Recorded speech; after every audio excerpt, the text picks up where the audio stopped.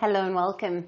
We begin with updates from the United States, where after signing a flurry of executive orders, President Donald Trump is shifting focus to foreign policy. And on top of his agenda is ending the Russia-Ukraine war. US President Trump is stepping up pressure on his Russian counterpart Vladimir Putin to reach a peace deal with Ukraine. Trump has threatened tougher taxes, tariffs and sanctions on Moscow if it does not agree to end the war. You've called for a ceasefire in Ukraine. If Vladimir Putin doesn't come to the table to negotiate with you, will you put additional sanctions on Russia? Sounds likely. And do you think that the war should be frozen currently along the the war current should have never lines? started. If you had a competent president, which you didn't, the war wouldn't have happened. The war in Ukraine would have never happened if I were president. But that couldn't happen because the election was rigged.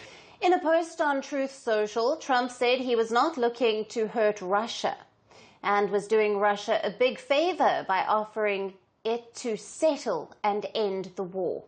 Trump warned, saying that the situation for Russia and its economy would only get worse if the war does not end, and that Vladimir Putin was destroying Russia. This so far has been Trump's toughest line on the Russian president since he returned to the White House this week. The US president is seeking a quick solution to the war in the heart of Europe that will enter its fourth year next month. During his campaign, Trump had promised to end the conflict. Earlier, Trump also said that his office was preparing for a meeting with Putin. Russia already faces crushing US sanctions since its invasion of Ukraine in 2022. Trump's predecessor, Biden, also imposed sweeping sanctions against Moscow's energy sector. The US imported $2.9 billion worth of goods from Russia from January to November of 2024. This was down sharply from $4.3 billion in 2023 and $29.6 billion in 2021.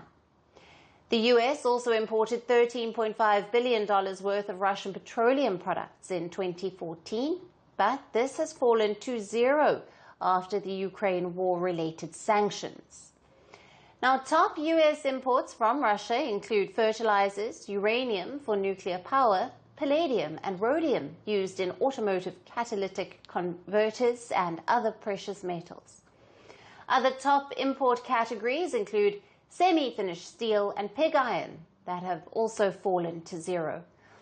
Reports say that Trump has instructed his special envoy, Keith Kellogg, to end the Ukraine war in 100 days, though his promised breakthrough to end the war within 24 hours of taking office has proved elusive. Interestingly, in his statements, Trump did not mention of providing additional weapons to Kiev. He even declined to say whether he could continue Biden's policy of sending billions of dollars in aid to help Ukraine. Instead, he called on the European Union to equalize with the US in sending aid to Ukraine. We'll look into that. We're talking to Zelensky. We're going to be talking with President Putin very soon. And we'll see how it all happens. We're going to look at it very soon. One thing I do feel, the European Union should be paying a lot more than they're paying, because under Biden, I mean, we're in there for $200 billion more. Now, it affects them more than it affects us. We have an ocean in between, right? Little thing called an ocean. The European Union should equalize. We're in there for $200 billion more than the European Union. I mean, what are we, stupid? I guess the answer is yes, because they must think so. But the European Union takes advantage of us tremendously on trade.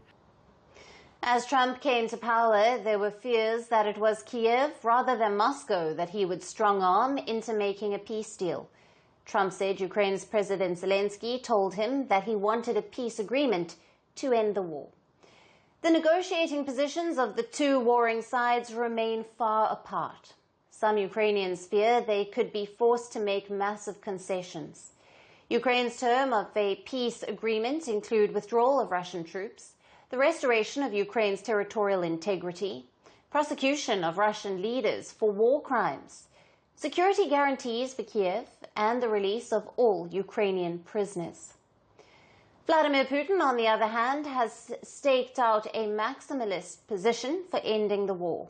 Russia's demands include lifting of Western sanctions against Russia, retaining control of 4 regions annexed in Ukraine's east in 2022, regaining control of Crimea, and that Ukraine not join NATO and adopt a neutral status. It also wants Ukraine to undergo some level of demilitarization. For now, the Kremlin has signaled that it is no rush to sign the deal. This could possibly be because both Russia and Ukraine are trying to secure an upper hand in the war, with Trump pushing for a peace deal. A series of attacks in recent months have intensified the long bombing campaign by both sides, and they come at a time which is a precarious moment of the war. From breaking news to the day's biggest controversies, shedding light on the world's top headlines, detailed analysis on the stories that matter the most to you. Catch it all on Spotlight at 6 p.m. India time and 12:30 GMT, only on Firstpost.